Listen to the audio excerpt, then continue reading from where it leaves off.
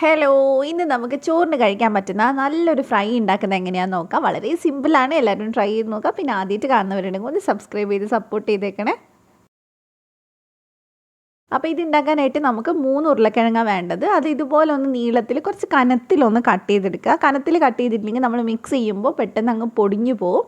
അപ്പോൾ നമുക്കിനി ഇത് ചെയ്ത് തുടങ്ങാം. അതിന് വേണ്ടിയിട്ട് ഞാനിവിടെ ഒരു പാൻ വെക്കുന്നുണ്ട്. അതിനകത്തോട്ട് ഞാൻ കുറച്ച് വെളിച്ചെണ്ണ ഒഴിച്ച് കൊടുക്കുന്നുണ്ട്. വെളിച്ചെണ്ണ ഓയിലോ ഏതായാലും കുഴപ്പമൊന്നുമില്ല. എന്നിട്ട് അതൊന്ന് ചൂടാവുന്ന സമയത്ത് നമുക്ക് അതിനകത്തോട്ട് കടുക് ചേർത്ത് കൊടുക്കാം. ഒരു 1/4 ടീസ്പൂൺ കടുക് മതി. പിന്നെ അത് നന്നായിട്ടൊന്ന് പൊട്ടി വരുന്ന സമയത്ത് നമ്മൾ ഇതിനകത്തോട്ട് ഒരു 5-6 വെളുത്തുള്ളി ചെറുതായിട്ട് റൗണ്ടായിട്ട് കട്ട് ചെയ്തത് ചേർത്ത് കൊടുക്കുന്നുണ്ട്. എന്നിട്ട് നല്ലോണം ഒന്ന് മിക്സ് ചെയ്തെടുക്കാം. ഇതങ്ങനെ വേവിച്ച് ഒരുപാട് നേരം ഇട്ട് ഫ്രൈ ആക്കി എടുക്കേണ്ട ആവശ്യമൊന്നുമില്ല. ഒന്ന് നന്നായിട്ടൊന്ന് മിക്സ് ചെയ്തെടുത്താൽ മതി. അതിനുശേഷം നമ്മൾ കട്ട് ചെയ്തെടുത്തിട്ടുള്ള ഉരുളക്കിഴങ്ങ് ഇതിനകത്തോട്ട് ചേർത്ത് കൊടുക്കുക ചെയ്യുന്നത്. ഇത് മാത്രം മതി നമുക്ക് ചോറുണ്ണാനായിട്ട് കേട്ടോ. നല്ല ടേസ്റ്റാണ് കഴിക്കാൻ. അപ്പോൾ ഇനി നന്നായിട്ട് ഇതൊന്ന് എണ്ണയിലൊന്ന് മിക്സ് ചെയ്തെടുക്കാം.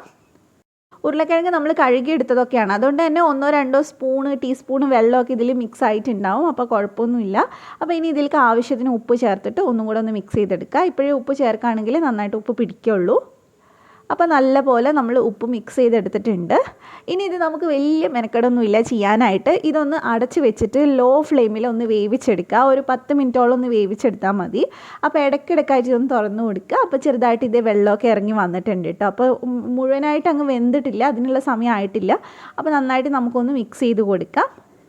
ഒരു പകുതിയോളം വേവായിട്ടേ ഉള്ളൂ കേട്ടോ, നന്നായിട്ട് വെന്തിട്ടൊന്നുമില്ല.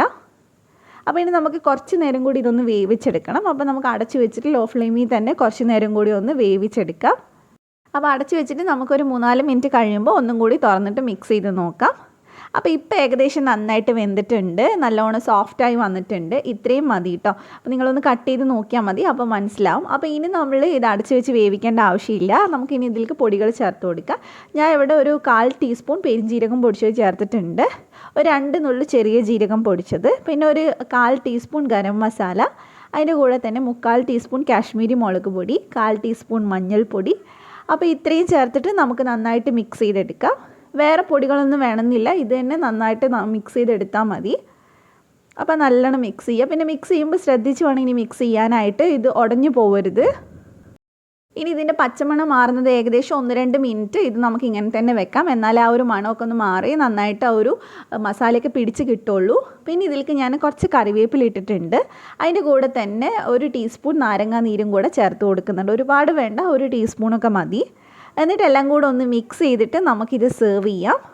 നിങ്ങൾക്ക് ഇതിൽ മല്ലിയിലയൊക്കെ ഇടണമെങ്കിൽ വേണമെങ്കിൽ ഇട്ട് കൊടുക്കാം. പക്ഷേ കറിവേപ്പില ആകുമ്പോഴും നല്ല ടേസ്റ്റ് തന്നെയാണ് കഴിക്കാൻ. അപ്പോൾ ഇത് നമ്മുടെ ഫ്രൈ ഇവിടെ റെഡി ആയിട്ടുണ്ട്. നല്ല ടേസ്റ്റിയാണ് കേട്ടോ. നമുക്കിത് ചപ്പാത്തിയുടെ കൂടെ വേണമെങ്കിലും കഴിക്കാം, ചോറിൻ്റെ കൂടെയും നല്ലതാണ് കഴിക്കാൻ. അപ്പോൾ എല്ലാവരും ട്രൈ ചെയ്ത് നോക്കുക. റെസിപ്പി ഇഷ്ടമായിട്ടുണ്ടെങ്കിൽ ദിയാൻസ് കണ്ണൂർ കിച്ചൻ ചാനലൊന്ന് സബ്സ്ക്രൈബ് ചെയ്യുക, തൊട്ടടുത്തുള്ള ബെല്ലും കൂടെ ഒന്ന് ക്ലിക്ക് ചെയ്യുക. അപ്പോൾ നമുക്ക് മറ്റൊരു നല്ല വീഡിയോ ആയിട്ട് വീണ്ടും കാണാം. Thank you for watching.